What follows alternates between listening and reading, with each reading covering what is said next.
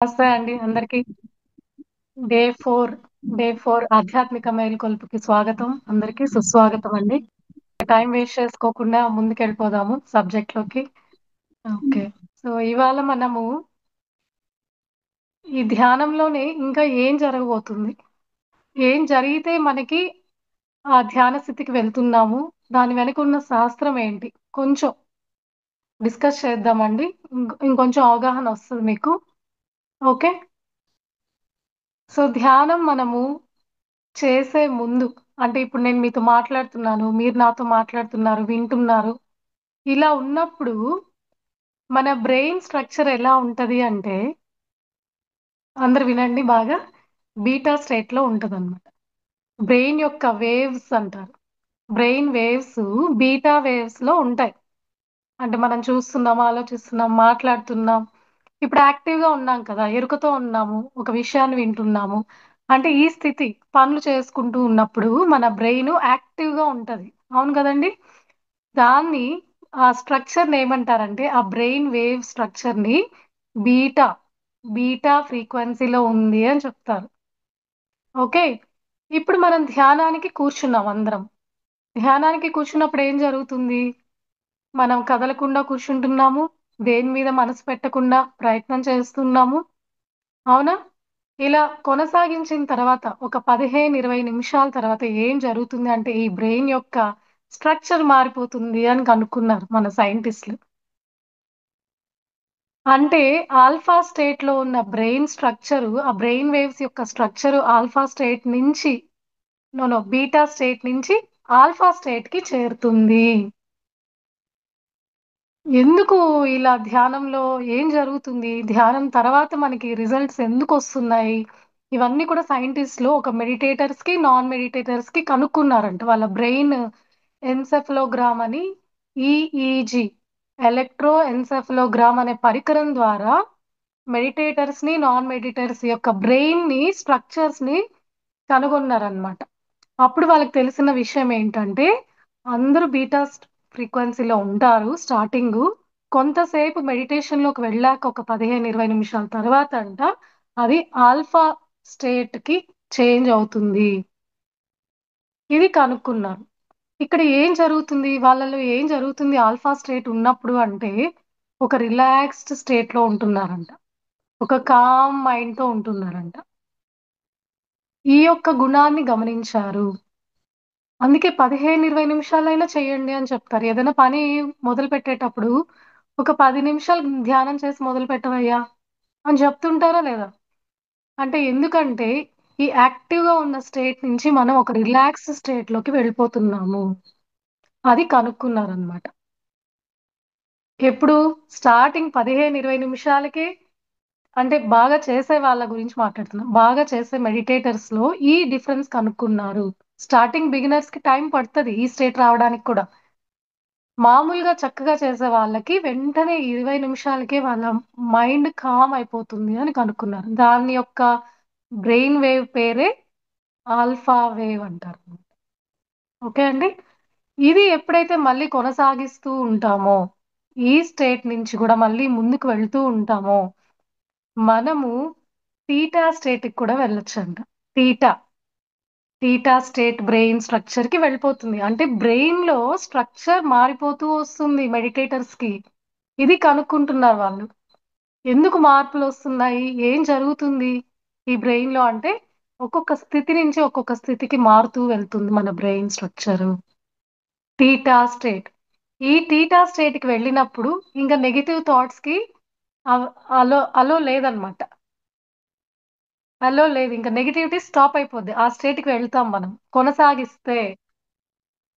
Okay, అక్కడ ఇంకా free flow of ideas కూడా వస్తూ ఉంటాయి మనకి. అంతా ఇంకా పాజిటివిటీ అనే స్టెప్ లోకి మనం వెళ్తున్నాము. ఆ స్టేట్ ఇక్కడి నుంచి ఇంకా కంటిన్యూ అవుతూ ఉంటే మన మెడిటేషన్, మన సాధన, మనం అందరం కూడా డెల్టా స్టేట్ కి వెళ్తామంట. డెల్టా. ఈ డెల్టా స్టేట్ లోనే ఏం జరుగుతుంది అంటే, విశ్వశక్తిని మనం తీసుకోవడానికి రెడీగా ఉన్నాం అన్నమాట. ఇలా స్టెప్ బై స్టెప్ వాళ్ళు కనుక్కున్నారు బ్రెయిన్ లో ఏం జరుగుతుంది, అరగంటకి ఏం జరుగుతుంది, గంటకి ఏం జరుగుతుంది. ఇది కొనసాగిస్తే ఎక్కడికెళ్తుంది? వాళ్ళు ఏ స్టేట్‌కి రీచ్ అవుతున్నారు అని మెడిటేటర్స్‌కి, నాన్ మెడిటేటర్స్‌కి చెక్ చేస్తే ఆ ఎలక్ట్రోఎన్సెఫలోగ్రామ్‌తో ఆ స్ట్రక్చర్‌లలో తేడా కనపడింది. ఓకే అండి. సో, ఈ డెల్టా స్టేట్‌లోనే కాస్మిక్ ఎనర్జీ తీసుకుంటున్నాం మనమందరం కూడా. మనకి తెలియాలి ఈ విషయం. ఓకే. నేను తీసుకుంటున్నాను అంటే నా బ్రెయిన్ స్ట్రక్చర్ తీటా స్టేట్‌కి చేరింది. తీటా నుంచి డెల్టాకొచ్చింది. డెల్టా స్టేట్‌లో కాస్మిక్ ఎనర్జీ విశ్వశక్తిని మనం తీసుకుంటాము. ఈ విషయం తెలుసుకోవాలి మనం. ఎప్పుడైతే ఇక్కడి నుంచి ఆగకుండా మళ్ళీ కంటిన్యూ చేస్తామో, ఈ సాధన రకరకాలుగా పెరుగుతూ ఉన్నత స్థాయికి వెళ్తూ ఉంటామో, last state of brain structure అంటే గామా స్టేట్ అంట. Gamma state. ఈ స్థితికి చేరినప్పుడే మిరాక్యులస్ థింకింగు, అద్భుతమైన ఆలోచనలు, క్రియేటివిటీ, అసాధారణమైన పనులు చేయడము. మన పత్రిజీ సార్ ఎగ్జాంపుల్ దీనికి. అంటే ఆ స్థితి వరకు మన బ్రెయిన్ కెపాసిటీ ఉంది. మన దగ్గరే ఉంది ఆ కెపాసిటీ. ఇంత దూరం మనం మార్చుకోవచ్చు. మెడిటేషన్‌లో అంత పవర్ ఉంది. మన బ్రెయిన్ యొక్క సహజ ఆ స్ట్రక్చర్‌నే మార్చుకోగలము. ఆ మార్చుకుంటూ ఆ స్థితులు దాటుతూ ఉంటే మనము గామా స్టేట్‌కెళ్తే ఇప్పుడు వింటుంటాం కదా! నీళ్ళ మీద నడుస్తారు, గాల్లో ఎగురుతారు. సూపర్ న్యాచురల్ పవర్స్ అంటారు వీటినే. మనం పాత సినిమాల్లో అంతా చూస్తూ ఉంటాం కదా! ఇవన్నీ ఎట్లా సాధ్యమైందంటే ధ్యానంలో పరిపక్వత హైయెస్ట్ స్టేట్ అన్నమాట. ఇక్కడికొచ్చినప్పుడు ఇంక వాళ్ళకి అసాధ్యం అంటూ ఏదీ లేదు. అన్నీ సాధ్యమే. అంత స్థితికి వెళ్ళొచ్చు ఈ ధ్యానంలో అన్న విషయం మనము ఈ సైన్స్ ఎక్స్‌పెరిమెంట్స్ ద్వారా మనం చెప్పొచ్చు, తెలుసుకోవచ్చనమాట. అంతా ఊరికే మ్యాజిక్ కాదు. అది క్లియర్‌గా సైంటిఫిక్ రీజను శాస్త్రం ప్రకారంగా ఎక్స్‌పెరిమెంట్‌లు చేసి మనకి అందిచ్చారనమాట. మన బ్రెయిన్‌లో ఫిజికల్‌గా ఏం జరుగుతుంది. ఓకే అండి. ఫస్ట్‌దేంటి మనందరం యాక్టివ్‌గా ఉన్నప్పుడు స్థితి ఎలా ఉంటుంది? బీటా స్టేట్‌లో ఉంటుంది. కాసేపు తర్వాత మనం మెడిటేషన్‌లో కూర్చున్నాక ఒక 15, 20 నిమిషాలకి ఆల్ఫా స్టేట్‌కి వెళ్తుంది. ఆల్ఫా స్టేట్ నుంచి కంటిన్యూ చేస్తే మనము తీటా స్టేట్‌కి వెళ్తున్నాము. తీటా స్టేట్‌లో నెగటివిటీ ఇంకా ఆప్షన్ లేదు నెగటివిటీకి. నెగెటివ్ ఏమన్నా థింకింగ్ ఉంటే అదంతా కూడా స్టాప్ చేసేయొచ్చు. ధ్యానంలో నెగటివిటీ పోతుంది అంటుంటారు కదా! ఈ స్థితికొచ్చినప్పుడే నెగెటివ్ ఆలోచనలన్నీ కూడా పోతాయన్నమాట. ఇది గాని కంటిన్యూ చేస్తూ ఉంటే మనము ఏ స్టేట్‌కొస్తున్నామండి? డెల్టా. ఈ డెల్టాలోనే మనము విశ్వశక్తిని తీసుకుంటూ ఉంటాం. అపారమైన విశ్వశక్తి మనలోకి వెళ్తూ ఉంటుంది ఈ స్థితిలోనే. గాఢ నిద్ర అని గూడా చెప్తాం గదా! నిద్రపోతూ ఉంటాం గదా! గాఢ నిద్రలో కూడా డెల్టా స్టేట్‌లో వెళ్తామంట. ఆ కాసేపు 8 గంటల్లో నిద్రపోతున్నాం అనుకున్న ఒక గంట గాఢ నిద్ర ఉంటది. ఆ గాఢ నిద్ర డెల్టా స్టేట్ అన్నమాట. ఆ టైంలో గూడా మనం విశ్వశక్తిని తీసుకుంటూ ఉంటాం నిద్రలో కూడా. ఓకే అండి. ఇంకా చిన్న బిడ్డలుంటారు గదా! పుట్టిన పిల్లలు ఒక 2, 3 మంత్స్ ఎంత నిద్రపోతుంటారు. వాళ్ళంతా డెల్టా స్టేట్‌లో ఉన్నారనమాట. ఎప్పుడు విశ్వశక్తిని తీసుకుంటూనే ఉంటారు ఆ పసిబిడ్డలు. అందుకని తల్లి ఒడిలో పెట్టుకొని అలా స్పర్శను తీసుకుంటూ ఉంటే, మనం గూడా ఆ విశ్వశక్తి ఆ పిల్లల నుంచి తీసుకుంటామంట. పిల్లలు దేవుళ్ళండి. అందుకని 5 ఇయర్స్ లోపు వరకు కూడా ఎంతో కొంత వాళ్ళు విశ్వశక్తిని తీసుకుంటూ ఉంటారంట. 5 ఇయర్స్ బిలో పిల్లలతో స్పెండ్ చేయాలని నిన్న మనం అనుకున్నాం కదా! చిన్న పిల్లలతో స్పెండ్ చేయండి అని. ఇంకా ఇన్‌ఫాంట్స్ చిన్న బిడ్డలైతే ఎప్పుడు నిద్రపోతూ ఉంటారు. అంటే వాళ్ళెప్పుడూ ఆనంద స్థితిలో ఉంటారు. నవ్వుతూ ఉంటారు. అంటే వాళ్ళకి విశ్వశక్తి అపారంగా వాళ్ళకి వెళ్తూ ఉంది. వాళ్ళు నవ్వుతూ ఉంటారు. ఆనందంగా ఉంటారు. ఏడుస్తూ ఉంటారు. అదొక స్థితనమాట. వాళ్ళొక ధ్యాన స్థితిలో ఉన్నారు యాక్చువల్‌గా. గాఢ నిద్ర అనేది కూడా ధ్యాన స్థితి. ఓకే అండి. లాస్ట్‌దొచ్చేసి గామా స్థితి. గామా స్థితిలో ఏం జరుగుతదంటే అన్ని పవర్స్ వచ్చేస్తాయన్నమాట. ఓకే. ఇప్పుడు మనము ఖడ్గమాల ఇవన్నీ మీరు చదివుంటే లలితా సహస్రం ఖడ్గమాల, అనిమ, గరిమ, లఘుమ ఇలాంటి వర్డ్స్ వినుంటారు. చదివిన వాళ్ళకి ఏదైనా ఐడియా ఉంటది. అంటే చిన్నగా అయిపోవడం, పెద్దగా అయిపోవడము, మాయమైపోవడము. అంటే ఏది కావాలో అది మన చేతిలోనే ఉంది. ఈ దేవుళ్ళందరూ ఇవన్నీ ఎలా చేస్తున్నారంటే, ఆ ధ్యాన స్థితిలో వచ్చిన పవర్స్ అన్నమాట ఇవన్నీ. ఇవన్నీ వాళ్ళు గామా స్థితిలో ఉండగలగడం వలన వాళ్ళకివి నెరవేరుతున్నాయి. మనకెప్పుడైనా వచ్చుంటుంది గదా డౌటు. ఇవన్నీ ఎట్లా జరుగుతాయి? మ్యాజిక్కా ఇదేమన్నా? ఏది మ్యాజిక్ కాదు యాక్చువల్ గా. సైన్స్ దాని వెనక శాస్త్రం ఉంది. ఈ స్థితిలోకి వెళ్ళిన వాళ్ళకి ఆ పవర్స్ అన్ని వస్తాయి. అంటే రేపు మనం కూడా ఈ స్థితికి వెళ్ళే ఛాన్సెస్ ఉన్నాయి. నిరూపించుకున్న వాళ్ళు ఎంతో మంది యోగులు ఉన్నారు. ఇప్పటికీ యోగులు ఎన్నో మ్యాజిక్లు చేస్తా మనం చూస్తుంటాం కదా. పుట్టుమర్తి సాయిబాబా దగ్గర కొన్ని ఏవో అట్లా ఆయన విభూతి తీయడము, ఇలా ఏవో నోట్లో ఇంచి తీయడం, ఇవన్నీ ఎలా వస్తాయి వాళ్ళకి స్థితిలో అంటే గామా స్థితిలో ఉన్నారు వాళ్ళు. వాళ్ళు నిరంతరం వాళ్ళ ఎరుకలో ఉంటేనే వాళ్ళ గామా స్థితిని నిలబెట్టుకుంటూ ఉంటారంట. అలాంటి ధ్యాన స్థితిలో ఉంటారు యోగులు. ఓకే అండి. సో ఈ విషయాన్ని గమనించాలి. ఆ, ఇది నోట్ చేసుకుంటే నోట్ చేసేసుకోండి, మళ్ళీ మర్చిపోతారు. ఓకే, ఇంకా నెక్స్ట్ టాపిక్ ఏంటి అంటే కర్మ సిద్ధాంతం కొంచెం మాట్లాడుకుందాం. నిన్న అనుకున్నాం కదా కర్మ సిద్ధాంతం. సో ఇప్పుడు మొత్తం మన కర్మల్ని పోగొట్టుకోవడానికి కోసమే మనం ధ్యానంలోకి వచ్చాము. ధ్యానం చేస్తే కర్మలు పోతాయని ఇలా మనం ఆ విషయం తెలుసు అందరికి. కొంచెం అసలు ఏంటి కర్మ సిద్ధాంతం ఏంటి అసలు? కర్మలు మనం మూడు రకాలుగా చేస్తూ ఉంటామండి. మనం మాటల ద్వారా చేస్తుంటాము, చేతల ద్వారా చేస్తుంటాము, ఈవెన్ భావనా క్షేత్రంలో ఆలోచనల ద్వారా కూడా చేసినవి కూడా కర్మల కింద వస్తాయంట. మూడు రకాలుగా మనం కర్మలు చేస్తూ ఉంటాము. ఓకే అండి. సో ఈ కర్మలు చేసినందుకు దాని ప్రతిఫలం కూడా మనం తీసుకుంటూ ఉంటాం. ఇది యూనివర్సల్ లా, అంతే కదండి. అంటే మనం ఏదైనా ఒక పని చేసాము అంటే దానికి సృష్టి ప్రతిస్పందన ఇస్తుంది అనమాట. దాన్ని మనం పనిష్మెంట్ అనుకుంటున్నాము. యాక్చువల్ గా మనం చేసిన దానికి తిరిగి అది స్పందిస్తుంది. అది యూనివర్సల్ లా. అది అది పనిష్మెంట్ కాదు అని మనం తీసుకోవాలంట. ఈ ప్రపంచంలోకి వచ్చాక దాని మీనింగ్ మనం ఎలా తీసుకోవాలి అంటే, మనం బాల్ వేసాము, గ్రావిటీ అన్నట్టు మళ్ళీ తిరిగి మన బాల్ మన దగ్గరికి వచ్చింది, స్పందించింది రివర్స్ లో. అది అంటే అక్కడ మనకి కర్మ చేసే ముందే ఒక ఎరుకతో ఉండాలి. మనం ఏం మాట్లాడుతున్నాం, ఏం చేస్తున్నాము, ఎలా ఆలోచిస్తున్నాము, ఈ మూడు క్షేత్రాల్లో శరీరపరంగా, మానసిక పరంగా, భావన పరంగా, ఈ మూడు క్షేత్రాలు ఉన్నాయి కదా.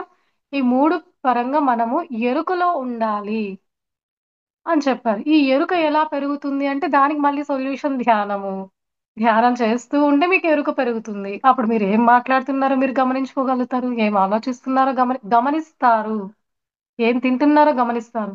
ధ్యానంలోకి రాకముందు ఎలా ఉండేది? అసలు గమనించాం, ఎట్లా పడితే అట్లా మాట్లాడుతాం, ఎట్లా పడితే అట్లా తినేస్తున్నాము, ఎట్లా పడితే అట్లా పనులు చేస్తున్నాం. నన్ను ఎవరు చూస్తున్నారు అసలు, అసలు ఆలోచనే రాదండి. ఇప్పుడు మన వైపు మన ఫ్యామిలీలోనే మన నైబర్స్ ని ఫ్రెండ్స్ ని చూస్తుంటాం కదా. దాని పర్యవసనం ఏంటి అనేది కూడా వాళ్ళకి ఆలోచన లేకుండా ఎంజాయ్ ఎంజాయ్ దిస్ మూమెంట్ అన్నట్లు వాళ్ళు వాళ్ళ ఇష్ట ప్రకారంగా జీవించేస్తున్నారు. దానికి అంతా కూడా కాన్సిక్వెన్సెస్ ఉంటాయి. దాని యొక్క ప్రతిఫలం అనేది తిరిగి వస్తుంది అన్న ఎరుక, ఆ భయము భక్తి మనకి ఇప్పుడు ఎరుకలోకి వచ్చింది. ధ్యానం చేయడం వల్ల ఈ గుణం అనేది మనలోకి వచ్చింది. ఎరుక. నువ్వేం ఆలోచిస్తున్నావు, నెగిటివ్ గా ఆలోచిస్తున్నావు, ఎరుకలోకి వచ్చేసాయి. ఇది కరెక్టా, ఇది అవసరమా, ఇది నీకు ఉపయోగపడుతుందా, ఇది నిన్ను ఎక్కడికి తీసుకెళ్తుంది, కట్ చేసాయి.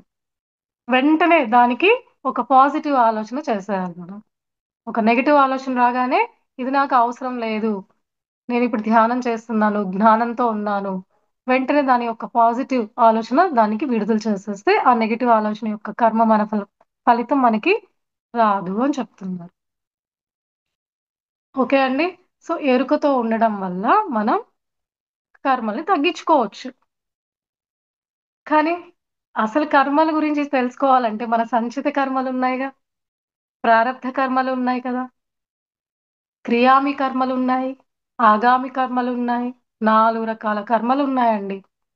వీటి గురించి కూడా కొంచెం మనం ఐడియా తెచ్చుకుంటే ఒక అండర్స్టాండింగ్ బాగుంటుంది మనకి. మీకు తెలుసు సంచిత కర్మలు అంటారు. సంచి, bag, full of bank balance అన్నమాట. మనం ఈ జన్మ ఒక్కటే కాదు కదండి, మనం ఎన్నో జన్మల నుంచి మన ప్రయాణం జరుగుతుంది ఆత్మ మానవ జన్మగా. యానిమల్స్ వరకు కర్మలు ఉండవండి, మానవ జన్మకు వచ్చాకే కర్మలు మొదలవుతాయి. ఇది అందరూ తెలుసుకోవాలి. యానిమల్స్ కి కర్మలు ఉండవు అనమాట.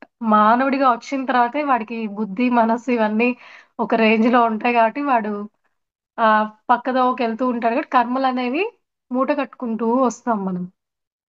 అలా సంచిత కర్మలనేది మన పూర్వజన్మల నుంచి క్యారీ చేస్తున్న ఆ బ్యాగ్ సంచి. పేరెంత బాగా పెట్టారు చూడండి. సంచిత కర్మలు. ఓకే. ఆ సంచి నిండా మనం కర్మలు పెట్టుకొని ఉంటామన్నమాట. మన పూర్వజన్మల్లో జరిగిన వాటికంతా కూడా. ఇప్పుడు జన్మ తీసుకోవడానికి రెడీ అయ్యాము. ఈ జన్మలో నా సంచిలో చాలా బ్యాంక్ బ్యాలెన్స్ ఉంది. చాలా కర్మలున్నాయి. పుణ్యకర్మలు ఉన్నాయి, పాప కర్మలు ఉన్నాయి. 2 ఉంటాయి సంచిలో. ఒక మూట అది, ఒక మూట ఇది అట్లా 2 ఉంటాయి. మనము ప్రారబ్ధ కర్మల లాగా కొన్ని కర్మల్ని ఒక 10% అనుకోండి. సంచిలో ఒక 10%ని ప్రారబ్ధ కర్మలుగా అంటే ఈ జీవితం నేను తీసుకోబోతున్నాను. ఈ జీవితంలో నేను అనుభవించేసి ఆ 10%ని నేను క్లియర్ చేసుకుంటాను అని అగ్రిమెంట్ తీసుకొని మనం 10% తీసుకొని అనుభవించడానికి మనం డిజైన్ చేసుకొని జన్మ తీసుకుంటాం అన్నమాట. ఓ 10% అనుకోండి. అంటే అది ఆత్మ యొక్క స్ట్రెంగ్త్, ఆత్మ యొక్క ఇష్టం, విష్ అన్నమాట. అది 50% తెచ్చుకోవచ్చు, 100% కూడా తెచ్చుకోవచ్చు. We don't know. మనకు తెలీదు. మామూలుగా 10% తెచ్చుకుంది అంటే, అమ్మో నా వల్ల కాదు అంత కష్టాలు పడడము. నేను 10% ఈ జన్మకి క్లియర్ చేసుకుంటానని చెప్పి 10% తెచ్చుకుంటుందంట. అది ప్రారబ్ధ కర్మలు. అంటే ఈ జన్మలో నేను అనుభవించవలసిన కర్మల్ని ప్రారబ్ధ కర్మలు అంటారు. ఓకే అండి. అయితే ఇంకా అనుభవించాల్సిందేనా? ఈ ప్రారబ్ధ కర్మలు 10% నేను తెచ్చుకున్నవి అనుభవించాల్సిందేనా? జ్ఞానం లేకపోతే, ధ్యానం లేకపోతే, జ్ఞానం లేకపోతే, ధ్యానం లేకపోతే అనుభవిస్తూ ఉంటామంట. ఓకే. ఇప్పుడు నా మూడవదైన క్రియామి కర్మ గురించి ఇక్కడ కనెక్టెడ్ అన్నమాట. క్రియామి కర్మ, క్రియామణి కర్మ అంటారు. ఇదేంటి అంటే నీ వర్తమాన క్షణంలో నువ్వు ఎలా ఉంటున్నావు? ఈ వర్తమాన క్షణంలో నువ్వు ఎలా ఉంటున్నావు? నీ కార్యకలాపాలు ఎలా ఉన్నాయి? నువ్వు మంచిగా ఉంటున్నావా? మంచి పనులు చేస్తున్నావా? ధ్యానం చేస్తున్నావా? ఆత్మజ్ఞానం వింటున్నావా? చక్కటి ప్రణాళికతో నీ వర్తమాన క్షణాలు ఎలా జరుగుతున్నాయి? ఇప్పుడు నువ్వు చేసే పనులను బట్టి నీ ప్రారబ్ధ కర్మలు కొండంత ఉన్న కష్టాన్ని గోరంత చేసుకునే అవకాశం నీ చేతిలో ఉంది. అది క్రియామణి కర్మ అంటారు. చూడండి మనకి ఇంత క్లియర్ గా సొల్యూషన్ ఉంది. ఇంకా సేవ, సేవ చేయడం వల్ల కూడా నీ కర్మల్ని క్లియర్ చేసుకోవచ్చు. జ్ఞానం, జ్ఞానాగ్ని దగ్ధ కర్మాణం విన్నాం కదా. అంటే నీకు జ్ఞానం పెరిగే కొద్దీ ఆ కర్మ బట్ట ఆ కర్మ పట్ల నీకు ఒక ఆలోచన తీరు వేరైపోతుంది, వేరుగా అయిపోతుంది. ఈ ఈ జ్ఞానంలో లేని వాళ్ళకి అది భూత భూతంలా కనపడవచ్చు. ఇప్పుడు మీరు జ్ఞానంతో ఉన్నారు, ధ్యానం చేస్తున్నారు, దాని పట్ల ఒక అవగాహనతో ఉన్నారు. అవగాహనతో ఉన్నప్పుడు మీరు దాన్ని రిసీవ్ చేసుకునే పద్ధతి వేరుగా ఉంటుంది. అవునా? ఇది తెలియని వాళ్ళు ఎక్కువ దుఃఖపూరితంగా ఉంటారు. ఈ జ్ఞానంతో దాన్ని హ్యాండిల్ చేయగలిగితే, ధ్యానం చేసుకుంటూ, సాధన చేస్తూ, ఆ జ్ఞానాన్ని మనం తీసుకుంటే, మనం అప్పుడు ఎలా తీసుకుంటాం ఆ కర్మని, ప్రారబ్ధ కర్మని? ఇది నాకు నేర్పించడానికి వచ్చింది. నేనిక్కడ ఏదో ఒక పాఠం నేర్చుకోవాలి కాబట్టి, ప్రకృతి నాకు ఈ కర్మను నాకు అందించింది. థాంక్స్ చెప్పాలంట కర్మకి. అంత శక్తివంతులుగా మనం తయారవ్వాలి. అంత ఈజీ గాదు చెప్పినంత. అంత అవగాహనకి మనం వెళ్ళొచ్చు. ధ్యాన సాధనలో మనకు ఆ శక్తి ఉంది. దాన్ని అవగాహన చేసుకొని, ఇది నాకు పాఠం నేర్పించడానికి వచ్చిన శిక్షణ. ఇది నాకు శిక్ష కాదు. శిక్ష అనుకుంటే దుఃఖంలోకెళ్ళిపోయి స్ట్రక్ అయిపోతాం మనము. మనం నెక్స్ట్ స్టెప్‌కి వెళ్ళమనమాట. ఇది నాకేదో నేర్పియడానికి వచ్చినది. నేను దీని నుంచి ఏదో నేర్చుకోబోతున్నాను అని యాక్సెప్ట్ చేయాలి. సో, ఒక ఒక కష్టతరమైన విషయం రాగానే ఏదో ఒకటి కష్టతరంగా అనిపించిన విషయము, అనారోగ్యము, ఏదో ఒక పెయిన్‌ఫుల్ రిలేషన్‌షిప్స్ ప్రాబ్లమ్స్, ఏవో కష్టాలు ఇవన్నీ వచ్చినప్పుడు మనం ఎలాంటి అవగాహనతో ఉండాలి అంటే, ఓకే. ఇది నేను బాధ్యతతో తీసుకుంటున్నాను ఈ కర్మని. దీని బాధ్యత నాదే. దీనికి ఎవ్వరు కారణం కాదు. దీని బాధ్యత నాది. ఎందుకంటే నేనే బాల్ విసిరేసాను. ఇవాళ నాకది తిరిగి నా దగ్గరికి వచ్చింది. దీన్ని నేనొక బాధ్యతతో స్వీకరిస్తాను. యాక్సెప్ట్ చేస్తున్నాను. ఫస్ట్ ఈ కన్‌ఫ్యూజన్‌ని వదిలేయాలి మనం. ఎందుకొచ్చింది? నాకెందుకొచ్చింది? ఇప్పుడు బానే ఉన్నాను కదా! నాకు రాకూడదు కదా! నేను ఇవన్నీ చేస్తున్నాను కదా! ఇలా కాకుండా ఇంకొక వేలో మనం వెళ్ళి మన దృక్పథాన్ని మార్చుకోవాలి దాని పట్ల ఆలోచనని. ఇది నాకు పాఠం నేర్పించడానికొచ్చింది. పూర్తిగా దీన్ని నేను స్వీకరిస్తాను. యాక్సెప్ట్ చేస్తున్నాను. నా సాధనతో, ఆత్మజ్ఞానంతో ఆ పాఠమేందో నేను తొందరగా నేర్చుకుంటాను అని మనకు మనం చెప్పుకోవాలి. చెప్పుకొని సాధన చేయాలి. చెప్పుకోవడం ఒక ఎత్తు. తర్వాత దాన్ని సాధనలోకి పెట్టాలి. ముందు చెప్పుకోవాలి. మన బాడీకి, మన సమస్యకి మనం మాట్లాడాలి. మన సమస్యతో మనం మాట్లాడాలి. ఆ సిట్యుయేషన్‌తో మనం మాట్లాడాలి. ఒకవేళ ఒకరి ద్వారా మనకి ఇబ్బంది పడిందంటే ఆ ఇబ్బంది పెట్టిన వ్యక్తితో మనం సోల్ లెవెల్‌లో మాట్లాడుకోవాలి. డైరెక్ట్‌గా కాదు. వాళ్ళకి ఆత్మజ్ఞానం లేదు కదా! వాళ్ళతో మనం మాట్లాడుకోవాలి. నేనేదో చేశాను కాబట్టి నీ నుంచి నేనివాళ ఇబ్బంది పడుతున్నాను. నేను పూర్తిగా క్షమిస్తున్నాను. నేను నీ నుంచి పాఠం నేర్చుకుంటున్నాను. నేను నిన్ను క్షమిస్తున్నాను. నేను వేసిన బాల్ తిరిగి నాకివాళ వేస్తున్నావు. నేను అర్థం చేసుకుంటున్నాను. నేను పూర్తిగా నిన్ను ద్వేషించడం లేదింకా. నేను పూర్తిగా క్షమిస్తున్నాను. నిన్ను ప్రేమతో చూసుకుంటాను అని మనం సోల్ లెవెల్‌లో మాట్లాడుకోవాలండి. అలా మాట్లాడుకొని ప్రాయశ్చిత్తం చెందడము. రియలైజేషన్ అంటారు. ఖైదీకి కూడా కోర్ట్‌లో వాడు ఒప్పుకుంటే శిక్ష తగ్గిస్తారంట. లేదు అంటే వాడికి శిక్ష పెరుగుతది. సేమ్ యూనివర్సల్ కోర్ట్ గూడా అదే అంట. మనము నేను ప్రాయశ్చిత్తం చెందుతున్నాను. పరివర్తనలోకి వెళ్తున్నాను. పశ్చాత్తాపపడుతున్నానని చెప్పుకోవాలన్నమాట. అప్పుడు మనకి వచ్చే పెద్ద శిక్ష తగ్గుతది. ఇది మనకి మనం మాట్లాడుకొని సాధన చేయాలి. మెయిన్ సాధన చేయాలి. ముందు మనం ఆ విషయం రాగానే మనం గందరగోళంలోకెళ్ళిపోతుంటాం గదా! కన్‌ఫ్యూజన్ అయిపోయి మనం పెద్ద చేసుకుంటాం గదా! కర్మ ఇంతే మనం తెచ్చుకుంది 10%. 90% మనం యాడ్ చేసుకొని దాన్ని పెద్ద చేసుకొని 100% మనం వెతుకుతూ ఉంటాం దానికి సొల్యూషన్. ఆ 10% మనం తెచ్చుకుంది అని అవగాహన తెచ్చుకొని 90% మన రియాక్షన్ మార్చుకోవాలి దాని పట్ల. ఇది చాలా ఇంపార్టెంట్ అన్నమాట. మనకి అప్పుడప్పుడు స్టేటస్‌లో గూడా ఫోటోస్ వస్తుంటాయి. ప్రాబ్లమ్ ఏమో ఇంతది. కానీ మనం చూసే విధానం అది పెద్దదిగా ఉంటది. మన ఊహాగానం అంత పెద్దదన్నమాట. అందుకే టోల్‌టెక్ 4 అగ్రీమెంట్‌ల కాన్సెప్ట్‌లో ఊహాగానాలు మానండి. అన్నీ క్లియర్ అవుతాయి మీకు. అది మీ భ్రమ, మీ భ్రమల్లో ఉంటున్నారు. ఇప్పుడు ఎరుకలోకొచ్చేసేయండి. మీరు ఆత్మజ్ఞానంలో, ధ్యానంలో ఉన్నారు. అదంతా భ్రమనే. ఇంకా మీరు భ్రమని నమ్ముతున్నారా? మీకు ఆత్మజ్ఞానంలో లేరింకా. మీకింకా ధ్యానంలోకి రాలేదు. మీరు చేస్తున్నారు కానీ మీరు భ్రమ తొలగట్లేదు అంటే మీరింకా కరెక్ట్‌గా ధ్యానం చెయ్యట్లేదు. అది భ్రమ అని మీరు గమనించగలగాలి. అదే మేల్కొలుపు అంటే. ఓకే అండి. అసలన్ని సమస్యలు మన భ్రమలే అండి. అక్కడ ఏమీ ఉండదు యాక్చువల్‌గా. ఉన్నదేమో అని మన ఊహాగానాలే మనల్ని చంపేస్తది. ఇది గమనించుకుంటూ ఎరుకతో మనం ఫ్రీగా ఉన్నామనుకోండి, అసలు అది మనకి చిన్నది ఎట్లా ఉందో అది మన సాధనతో క్లియర్ చేసుకోవచ్చు. కానీ ఇదంతా ఎలా సాధ్యం అంటే, ఆ ధ్యాన సాధనతోనే మనకి ఇంత ఎరుక పెరుగుతది. అంత యాక్సెప్టెన్స్ గుణం పెరుగుతదనమాట. అందరికి అంత సులువుగా రాదు. కానీ అది భ్రమ అన్న రియలైజేషన్‌లో కన్నా మనం వస్తాము. ధ్యానం చేస్తూ ఉంటే అదే ఎరుక స్థితిలోకి వెళ్తూ ఉంటామనేది. ఓకే. నేనిప్పుడు ఫ్లిప్ అయ్యాను. నా మనసు మైండ్ గేమ్ మళ్ళీ ప్లే చేస్తుంది నా మనసు. దానికి కొంచెం వార్నింగ్ ఇవ్వాలి నేను అని చెప్పి మళ్ళీ మనమే మన మనస్సుతో దాన్ని కంట్రోల్ చేయగలుగుతాం. మనం కంట్రోల్ చేయగలుగుతాం మన మనస్సుని. లేదంటే దాని ఫ్లోలో మనం వెళ్ళిపోతూ ఉంటాం. ఆ మనస్సు ఫ్లోలో. అప్పుడు మనం ఇబ్బందుల్లో పడిపోతూ ఉంటాము. ఓకే అండి. సో, ఇక్కడ క్రియామి కర్మ అంటే ఏంటంటే ఇక్కడ సమస్య గాని, ఏదైనా మన కర్మ మనకి ఇప్పుడు స్పందించింది అంటే, మనకి తిరిగి వచ్చింది అంటే మన జీవితంలో, దాని పట్ల మన యొక్క అండర్‌స్టాండింగ్, మన యొక్క దృక్పథము, ఇది నాకు పాఠం నేర్పించడానికి వచ్చింది. నేను దీన్ని స్వీకరిస్తున్నాను. దీని నుంచి నేనేదో నేర్చుకోవాలి. ఓకే. వెంటనే రియాక్ట్ అవ్వకూడదు అని చెప్పడం ఇక్కడ. ఒక నిమిషం ఆగండి, ఆలోచించండి, ముందుకు వెళ్ళండి. ట్రాఫిక్ సిగ్నల్స్ అంటారు దీన్ని. స్టాప్. అదొచ్చింగానే మనం రియాక్ట్ అవ్వకుండా స్టాప్.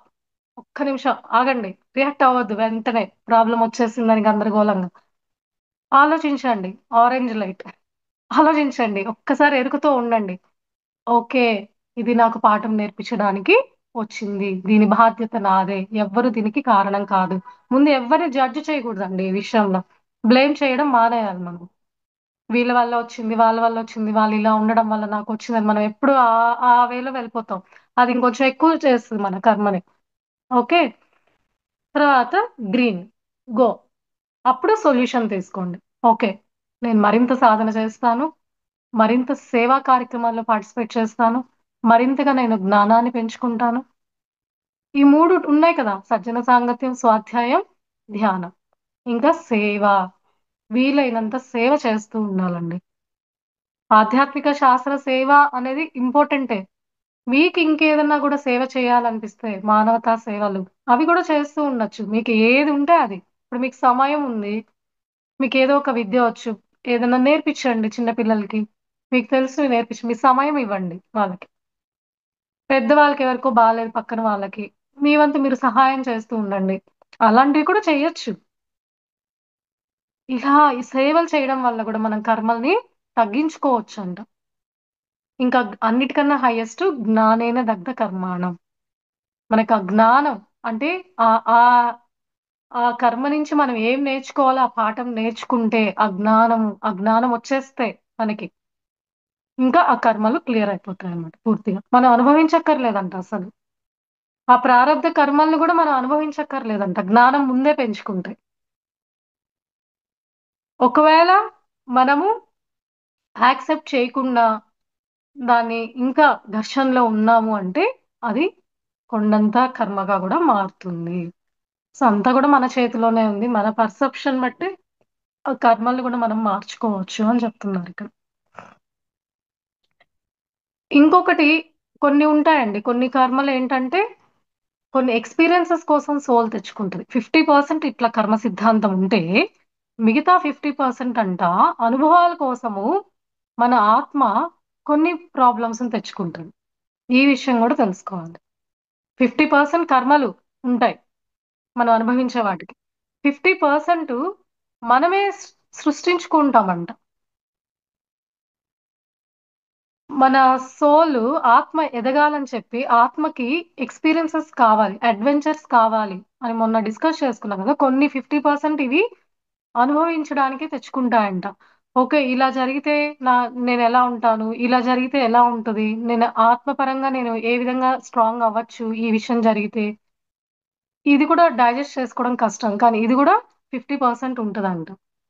మనకి ఇప్పుడు డౌట్ రావచ్చు, ఇప్పుడు బాగా ధ్యానం చేస్తున్నారు కదా, వీళ్ళకి ఇంకా ఏం క్లియర్ కావలేదంటే అక్కడ కూడా జ్ఞానం అవసరము.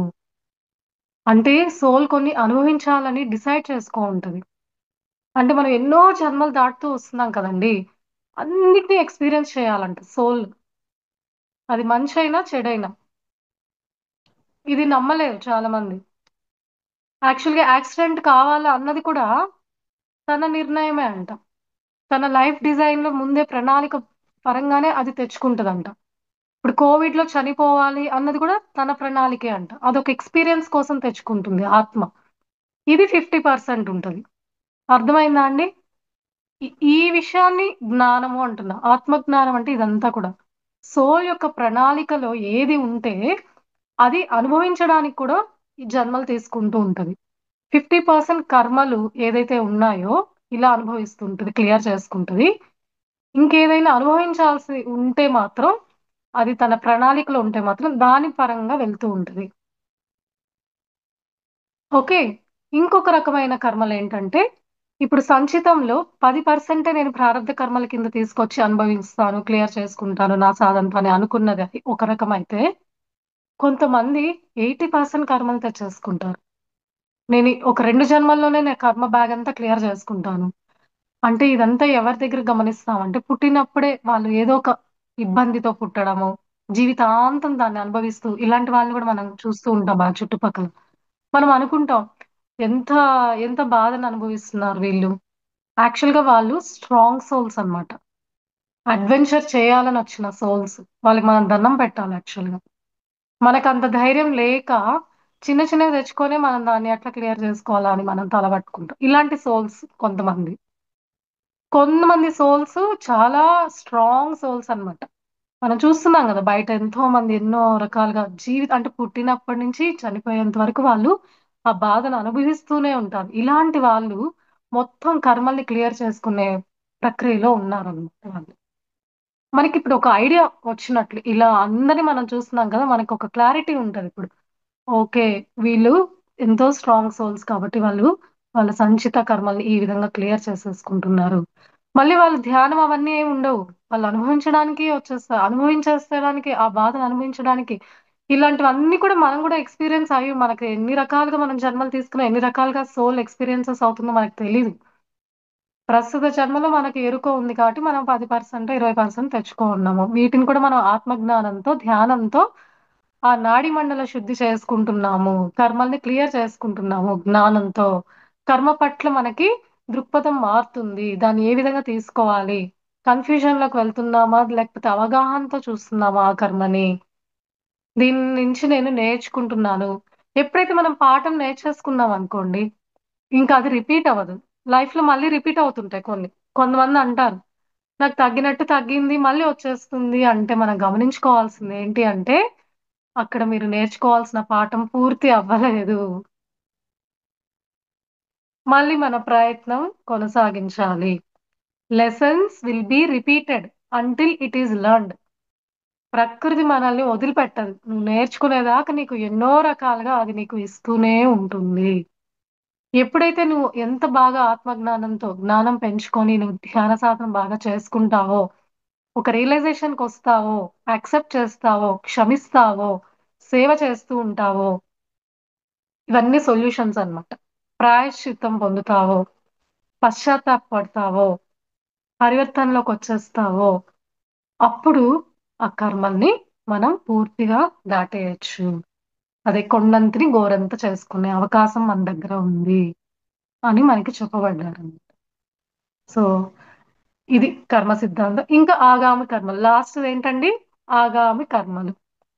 సో, ఇన్ని జన్మల తర్వాత ఉంటేనే మనం ధ్యానంలోకి వచ్చామని ఇప్పుడు మనకు అర్థమవుతుంది. అవునా? లేపోతే ఈ ధ్యానం అన్న మాటే ఎక్కదు జనాలకి. అవును గదండీ! మన చుట్టుపక్కల వాళ్ళకి ధ్యానం అని చెప్తే వాళ్ళేమన్నా వింటున్నారా అస్సలు? వినట్లేదు. అంటే మనం ఎంత సీనియర్ సోల్సో జూడండి. 200-300, 400 జన్మల తర్వాత వచ్చిన జన్మలే ధ్యానానికొస్తారన్నమాట. మనం ఎన్నో ఎక్స్‌పీరియన్సెస్ తీసుకోనున్నాం. అందుకే మనకి ఇప్పుడు ధ్యానం పరిచయమైంది. అంటే మనకొక ప్రాబ్లమ్‌కి మనకు ఆ సొల్యూషన్ ఉందన్న ఎరుక ఇందులోకొచ్చాకే తెలుస్తది. ఆధ్యాత్మిక ప్రపంచానికొచ్చాకే తెలిసింది అంటే, మనం ఎంతో సీనియర్స్ అని నమ్మాలి. లేకపోతే ఆ ధ్యానం ఉందనేది గూడా మిగతా వాళ్ళకి చెప్పినా వాళ్ళు వినరు. ధ్యానం చేస్తే పోతంటే గూడా అసలు ట్రాష్ అంటారు. ఊరికే కళ్ళు మూసుకొని చేయంగానే ఏం పోతదిరా అంటారు గానీ, దాన్ని యాక్సెప్ట్ చేసి విన్నారంటే వాళ్ళు కనెక్ట్ అయిపోయినట్లు. సో, ఎన్నో జన్మల తర్వాత కానీ మనకి ఈ ధ్యానం అనేది అందదు. ఓకే. అలాంటి టైం ఇది మనకందరికి. ఇలాంటి టైంలో మనము అవేర్‌నెస్‌తో, ఎరుకతో దాని పట్ల యాక్సెప్ట్ చేసుకుంటూ ఆ కర్మని క్లియర్ చేసుకోవచ్చు. ఇప్పుడు మనం ఎరుక అంటున్నాం కదా! ఆగామి కర్మలంటే ఫ్యూచర్‌లో వచ్చేటివన్నమాట. ఫ్యూచర్‌లో కూడబెట్టుకునే కర్మలు. కానీ ఇప్పుడు ఈ ధ్యాన మార్గంలో ఆత్మజ్ఞానంతో ఉన్నాం కాబట్టి, ఇది తగ్గించుకునే ఛాన్స్ మన దగ్గర ఉంది. ఇది అందరికీ లేదు ఈ ఛాన్స్. మనకొక్కటే ఉంది. ధ్యానులకొక్కటే ఆగామ కర్మల్ని తగ్గించుకునే. అట్‌లీస్ట్ ఇంకా ఫ్లిప్ అయిపోతూనే ఉంటాము. లేకపోతే జన్మలు మనకి ఇంకా తగ్గిపోతాయి హ్యాపీగానే. ఎవరైతే చక్కగా ఎరుకతో ఇందాక నేను చెప్పినట్లు మాట్లాడడము, తినడము, చేష్టలు, ఆలోచనలు, ఎరుకతో మనం ఇవన్నీ బిహేవియర్‌లో మంచిగా జీవిస్తూ ఉంటామో, ఆగామ కర్మలు మనల్ని చుట్టుకోవు. ఇంక మనం ఒకే బ్యాంక్ బ్యాలెన్స్ క్లియర్ చేసుకుంటూ, జన్మలను తగ్గించుకుంటూ, కొత్త కర్మల్ని యాడ్ చేసుకోకుండా, మనం ఆ పరమాత్మ స్థితికి వెళ్ళొచ్చనమాట ఫాస్ట్‌గా. మళ్ళీ ఆగామ కర్మలు యాడ్ అయ్యాయనుకోండి, మళ్ళీ సంచి నిండుతూ ఉంటది. మళ్ళీ ఆగామ కర్మలుంటాయి. అన్నీ చుట్టుముట్టేస్తాయన్నమాట. మనకి జన్మలు ఇంకా నంబర్ ఆఫ్ బర్త్స్ అనేది వెళ్తూ ఉంటది. దానికి ఫుల్ స్టాప్ ఉండదన్నమాట. అందుకే ఈ ఆత్మజ్ఞానం, ధ్యానానికొచ్చేసాము అంటే, కొంచెం మనం తగ్గించుకునే అవకాశం ఉంది. ఎరుకతో ఉండి మీరు ఆ జన్మల్ని తగ్గించుకోండి అని చెప్తున్నా.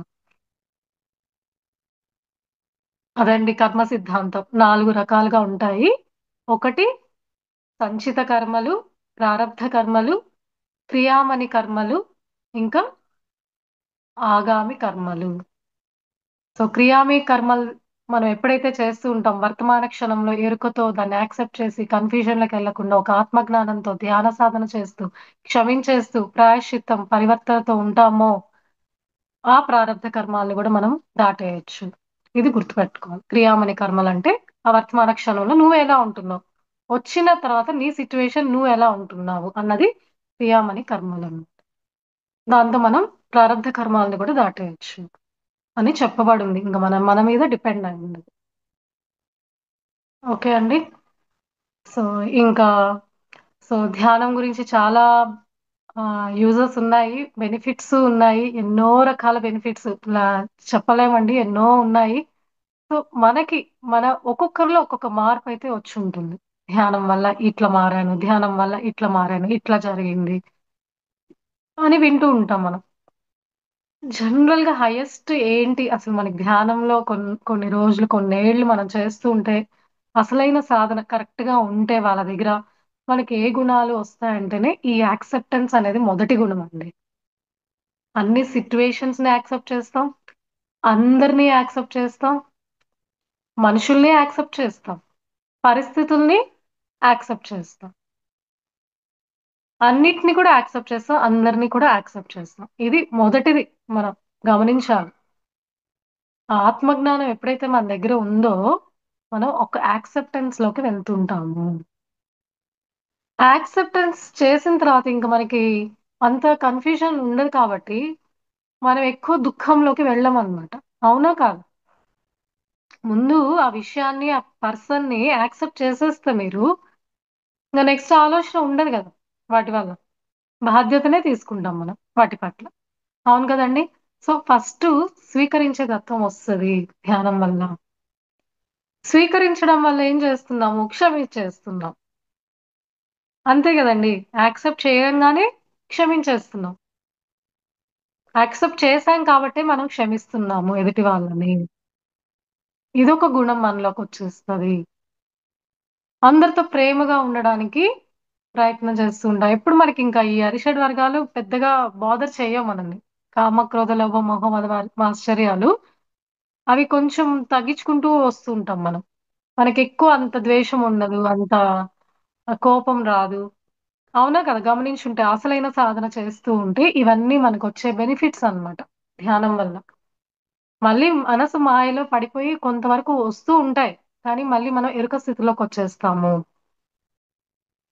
ఓకే అండి. ఇంకా కృతజ్ఞతా భావం పెరుగుతది మనలో.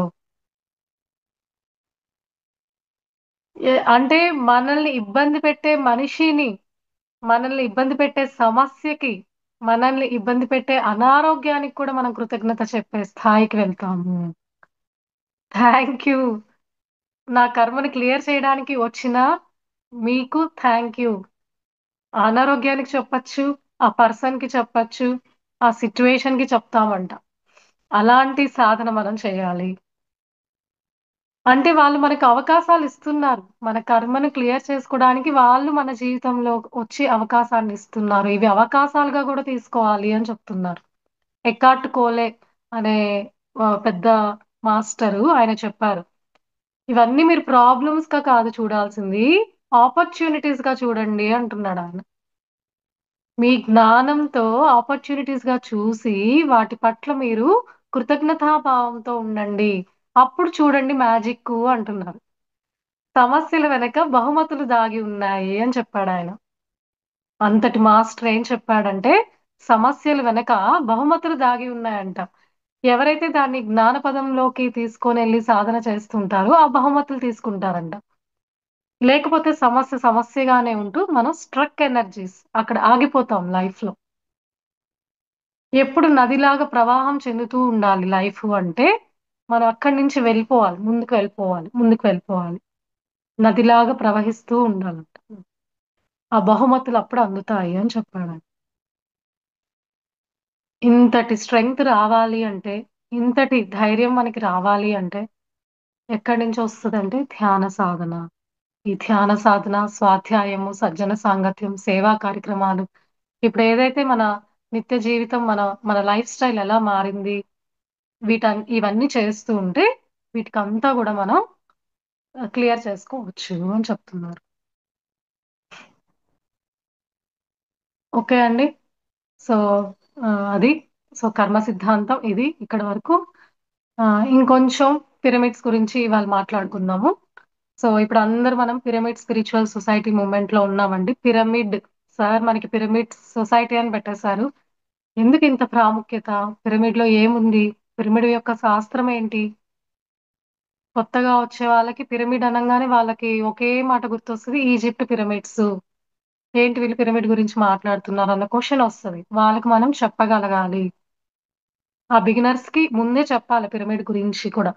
ఎందుకు మీరు పిరమిడ్ పెట్టుకొని క్యాప్స్ పెట్టుకొని మెడిటేషన్ చేస్తున్నారు, ఎందుకు పిరమిడ్ కన్స్ట్రక్షన్స్ చేస్తున్నారు, ఏముంది పిరమిడ్ లో అన్నది మనం చెప్పగలగాలి. So pyra plus mid, pyra plus mid, pyramid spelling చూస్తే పైరా ప్లస్ మిడ్ అంటారు. పైరా అంటే అగ్ని, ఫైర్.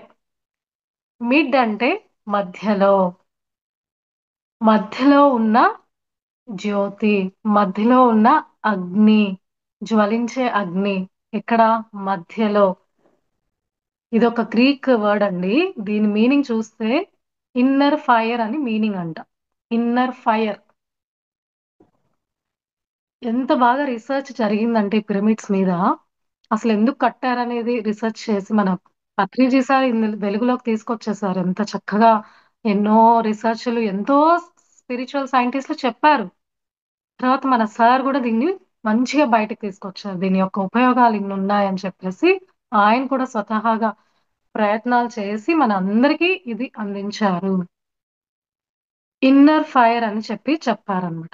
ఏంటి ఇన్నర్ ఫైర్ అని చూస్తే ఏం చెప్పారు అంటే, దీనికి మళ్ళీ లలితా సహస్రనామంలో కూడా ఉందండి పిరమిడ్ గురించి. నాకు అది ఈ మధ్యనే తెలిసింది. త్రికోణాంతర దీపిక అన్న సెంటెన్స్ ఉంది లలితా సహస్రనామంలో. త్రికోణాంతర దీపిక, మీరు చదువుంటే ఈ లైన్ మీరు చూడొచ్చు. త్రికోణాంతర దీపిక, త్రికోణాకారంలో ఉన్న దాంట్లో మధ్యలో దీపం లాగా వెలుగుతుంది. అంతటి ఫ్రీక్వెన్సీ, అంతటి ఫ్రీక్వెన్సీ, గాడ్ యొక్క ఫ్రీక్వెన్సీ ఆ పిరమిడ్ లోపల ఉంది అని చెప్పడం అన్నమాట. అర్థమైందా అండి? పిరమిడ్ ఎందుకు ఇంత ఉపయోగం అంటే, ఎందుకు ఇంత చేంజెస్ వస్తున్నాయి అందరికీ అంటే, పిరమిడ్ లో ఉన్న ఆ ఇన్నర్ ఫైర్ ఏదైతే ఉందో దాని యొక్క ఫ్రీక్వెన్సీ దేవుడి యొక్క ఫ్రీక్వెన్సీతో మ్యాచ్ అయిందంట. ఎస్పెషల్లీ ఆ పైన కింగ్స్ ఛాంబర్ అన్న ప్లేస్ ఉంటుంది. త్రికోణాంతర దీపిక అంటే అది లలితా సహస్రంలో కూడా పిరమిడ్ గురించి చెప్పబడి ఉన్నారని నేను చెప్తున్నాను మీకు.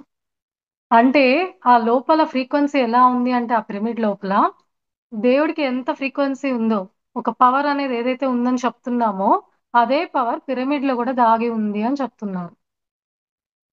ఎస్పెషల్లీ పైన ఒక ప్లేస్ ఉంటుంది కదండి, కింగ్స్ ఛాంబర్ అంటారు కదా, అక్కడ అది తిరుగుతూ ఉంటుంది. కాస్మిక్ ఎనర్జీ ఏదైతే ఉందో, విశ్వశక్తి ఏదైతే ఉందో అదంతా బయటంతా వ్యాపించి ఉంది కదా, వ్యాపిని వివిధాకారం. అదంతా కలిపి ఒక్క పాయింట్ కి తీసుకొచ్చే యాంగిల్ ఈ పిరమిడ్ లో ఉంది అని చెప్తున్నారు. 51 డిగ్రీ యాంగిల్ అని చెప్తారు. ఈ యాంగిల్ వల్ల ఏంటి అంటే అదొక కాన్వెక్స్ లెన్స్ లాగా యాక్టింగ్ చేస్తుంది. కాన్వెక్స్ లెన్స్ అంటే అంతా ఉన్నదాన్ని ఒక పాయింట్ తీసుకొచ్చే ప్రక్రియ అన్నమాట. కాన్వెక్స్ లెన్స్ లాగా పనిచేస్తుంది పిరమిడ్. అంతా వ్యాపించి ఉన్న ఆ విశ్వశక్తిని ఒక్క పాయింట్ దగ్గరికి తీసుకొని వస్తుంది అని చెప్తున్నారు. మళ్ళీ డిస్టర్బెన్స్, ఒక్క నిమిషం అండి, ఐఎమ్ వెరీ సారీ.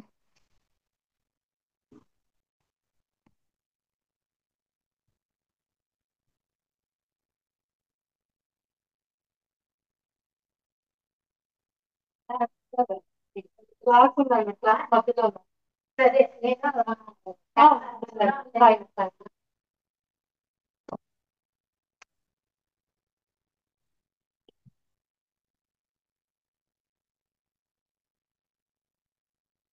ఓకే అండి. సో అలాగా వ్యాపించి ఉన్న విశ్వశక్తిని మొత్తం ఒక ప్లేస్ కి అది తీసుకొని వచ్చి పెడుతుంది. ఆ పాయింట్ మనకి ఇలా ఉంటుంది కదా స్ట్రక్చర్, ఈ పాయింట్ కి మొత్తం అది తీసుకొని వచ్చి లోపలికి ప్రసరణ చేస్తుంది. అదే కింగ్స్ ఛాంబర్ అంటారు. అందుకని మనము ఈ పిరమిడ్స్ అనే దాన్ని ఒక దైవంగా భావించాలంట. పిరమిడ్ కన్స్ట్రక్షన్స్ కి మనం డబ్బులు ఇవ్వడము అదొక టెంపుల్. ఇప్పుడు న్యూ ఏజ్ స్పిరిచువాలిటీకి టెంపుల్స్ ఏంటి అంటే పిరమిడ్స్ అన్నమాట. మూర్తులు ఏమి ఉండవు, మనం అనుభవిస్తూ ఉంటాం అంతే. అందులో కూర్చున్నప్పుడు ఆ స్థితికి వెళ్తాం, మనము అంత ఫీల్ లోకి వెళ్ళిపోతూ ఉంటాం అన్నమాట. అర్థమైందా అండి? ఓకే. సో ఇలాగా పిరమిడ్స్ అనేది స్పిరిచువల్ పర్పసెస్ కే కన్స్ట్రక్షన్ చేయబడింది అని కనుక్కున్నారు ఫైనల్ గా. ఇది ఏదో సమాధులకే పరిమితం కాదు అన్నది తర్వాత ఆధ్యాత్మిక శాస్త్రవేత్తలు అంతా కనుక్కొని వాళ్ళకి బోధపడింది ఏంటిరా అంటే, సిరియన్స్ అనే ఏలియన్స్, వేరే ఉన్నత లోకాల ఏలియన్స్ అంటారు వాళ్ళు. వాళ్ళు ఈ భూమిలో ఈ ఆధ్యాత్మిక పరిపక్వత తొందరగా రావడానికి జనాలలో అందరూ ఆ డివినిటీకి కనెక్ట్ అవ్వాలని ఫాస్ట్ గా వాళ్ళు ఈ పిరమిడ్ అనే దాన్ని మనకి కట్టించి వెళ్ళారంట. సిరియన్స్ అనే ఏలియన్స్, వేరే ఉన్నత లోకాల వాసులు, వాళ్ళ లోకం మొత్తం పిరమిడ్స్ ఉంటాయంట. సిరియన్స్ అనే లోకంలో అదొక లోకం. చాలా లోకాలు ఉంటాయని చెప్పారు కదా పిరమిడ్స్. ఆ, మన సార్ కూడా చెప్పున్నారు, పత్రిజీ సార్. భూలోకం ఒక్కటే కాదు, చాలా లోకాలు ఉన్నాయి, ప్యారలల్ వరల్డ్స్. అందులో ఆయన ఒక వరల్డ్ లో మొత్తం పిరమిడ్సే ఉంటాయంట. వాళ్ళు మనకన్నా హయ్యర్ ఫ్రీక్వెన్సీలో ఉన్నవాళ్ళు, చాలా ఉన్నత ఆత్మలు అన్నమాట. వాళ్ళు మనల్ని అప్లిఫ్ట్ చేయడానికి, మనల్ని కూడా ఎదుగుదలకి తీసుకురావడానికి కోసము వాళ్ళు ఈ పిరమిడ్స్ అనేది కట్టి ఉన్నారంట. ఓన్లీ ఈజిప్ట్ గిజా పిరమిడే కాదు, తవ్వకాలలో ఈ భూమండలం అంతా కూడా చాలా కనుగొన్నారు ఇలాంటివి ఏర్పడి ఉన్నాయి అనేసి. అవి పిరమిడ్ అనేది ఎవరికి తెలియలేదు. ఈ ఆధ్యాత్మిక శాస్త్రవేత్తలు రీసెర్చ్ ద్వారా ఎన్నో మన భూమి మీద ఎన్నో ఉన్నాయి, నిర్మితమై ఉన్నాయి, అవన్నీ కూడా పిరమిడ్స్ అని తవ్వకాల్లో ఆ స్ట్రక్చర్స్ ఎక్కడెక్కడైనా ప్రపంచంలో అంతా కూడా స్ప్రెడ్ అయినాయని కనుక్కున్నారు. ఇవన్నీ కూడా మనల్ని అప్లిఫ్ట్ చేస్తాయి. వీటిని మనం ఏ విధంగా వాడుకోవాలి అన్నదే మన స్పిరిచువల్ పర్పసెస్ అని చెప్పి ఎంతో మంది ఆధ్యాత్మిక శాస్త్రవేత్తలు, మెడిటేటర్స్, పెద్ద పెద్ద మెడిటేటర్స్ వాళ్ళకి మెసేజ్ రూపంలో అందిందంట. ఇవన్నీ కూడా మీకు ఆధ్యాత్మిక ఎదుగుదలకి ఉపయోగపడే టూల్స్. మీరు దీన్ని చక్కగా వాడుకుంటే మీరు తొందరగా ఉన్నత స్థితికి చేరగలుగుతారు అని చెప్పబడింది అన్నమాట. అందుకని పిరమిడ్స్ మనం వాడుకోవాలి. పిరమిడ్స్ లో ఆ యొక్క శక్తి ఉంది. బిగినర్స్ ఎస్పెషల్లీ వాళ్ళకి కళ్ళు మూసుకోగానే ఎక్కువ థాట్స్ వస్తూ ఉంటాయి. ఇబ్బందికరమైన థాట్స్ ఎక్కువ వచ్చినందువల్ల కూడా తొందరగా సెట్ అవ్వరు బిగినర్స్ అందరూ. వాళ్ళకి వెంటనే మనము పిరమిడ్ మెడిటేషన్ ని పరిచయం చేయాలి.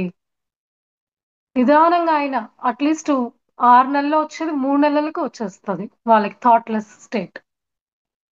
నేను కూడా ఫస్ట్ 2-3 నెలలు వితౌట్ పిరమిడ్ చేశాను. నేను పెద్ద నమ్మలేదు స్టార్టింగ్ లో. తర్వాత అది ఆగలేదు థాట్స్. అప్పుడు పిరమిడ్స్ ని యూజ్ చేసుకుంటే మిగతా 2-3 నెలల్లో నేను కొంచెం సెట్ అయ్యాను అనమాట. 6 నెలలకి నాకు ఆలోచన రహిత స్థితి అనేది కొంచెం తెలియకుండా ఆ థాట్స్ నుంచి బయటపడి ఆ సాధనలోకి వెళ్ళగలిగాను అనమాట. సో అలా పిరమిడ్స్ మనకి ఒక క్యాటలిస్ట్ లాగా, యాంప్లిఫైయర్స్ లాగా మనకి హెల్ప్ చేస్తున్నాయి, టూల్స్ అన్నమాట. పిరమిడ్ యొక్క పవర్ ఎప్పుడు పెరుగుతుంది అంటే దానిలో మీరు ధ్యానం చేసినప్పుడు దాని యొక్క పవర్ కూడా పెరుగుతూ ఉంటుందంట. లేకపోతే పిరమిడ్ ఊరికే కట్టాము అంటే అది మన సాధన చేసే కొద్దీ దాని ఎనర్జీస్ కూడా పెరుగుతూ ఉంటాయి. స్వతహాగానే పిరమిడ్స్ కి ఒక ఎనర్జీ ఉంది, పాజిటివ్ ఎనర్జీ. దాని యొక్క ఫ్రీక్వెన్సీ మంచిగా ఉంటది కాబట్టి మన చుట్టుపక్కల మనం కూర్చున్న ప్రదేశాల్లో, నిద్రపోయినప్పుడు, మన ఇంట్లో ఇప్పుడు వైఫై, ఈ ల్యాప్టాప్లు, ఫోన్లు ఇవన్నీ చుట్టుముట్టి కూర్చో ఉన్నాం కదా, వీటి నుంచి వచ్చిన రేడియేషన్స్ ని కూడా మనం తప్పించుకోవచ్చు అంట పిరమిడ్స్ పెట్టుకుంటే ఇంట్లో. సో ఇది కూడా మన అందరికీ చెప్పగలగాలి. పిరమిడ్స్ పెట్టుకోవడం వల్ల ఏం జరుగుతుందంటే రేడియేషన్స్ ని అబ్జార్బ్ చేసేసుకుంటుందంట పిరమిడ్స్. సో మనం వీలైనంత వరకు పిరమిడ్స్ ప్రతి రూమ్ లో పెట్టుకుంటే మనం ఈ వైఫై, ల్యాప్టాప్, ఫోన్లు వీటి నుంచి వచ్చే రేడియేషన్స్ నుంచి కూడా మనం కాపాడుకోగలుగుతాము అన్నది ఒక బెనిఫిట్ పిరమిడ్స్ వల్ల. ఈ విషయం కూడా మనం తెలుసుకోవాలి. ఇంకా మీకు తెలుసు పిరమిడ్ వాటర్. నైట్ ఒక బాటిల్ పిరమిడ్ లో పెట్టేసి పొద్దున్న తాగుతూ ఉంటే కూడా మనకి ఏదన్నా అనారోగ్య సమస్య చిన్న చిన్నవి కోల్డ్ కాఫ్ వీటికి కూడా విరుగుడు. ఎక్స్పెరిమెంట్ చేయాలి మరి. చేశారో లేదో నాకు తెలీదు. నేను పెద్దగా చేయలేదు. విన్నాను. అనుకుంటూ ఉంటాం. మళ్ళీ ఆ టైంకి మర్చిపోతూ ఉంటాము. అందుకని నేను ఫిల్టర్ మీదే పెట్టేసాను పిరమిడ్. వాటర్ ఫిల్టర్ పైనే నాకు పిరమిడ్ ఉంటది. ఎప్పుడు ఆ వాటర్ ఫిల్టర్ మీద పిరమిడ్ ఉంటది కాబట్టి, ఆ వాటరే ఎప్పుడు మనం తీసుకుంటూ ఉంటాం.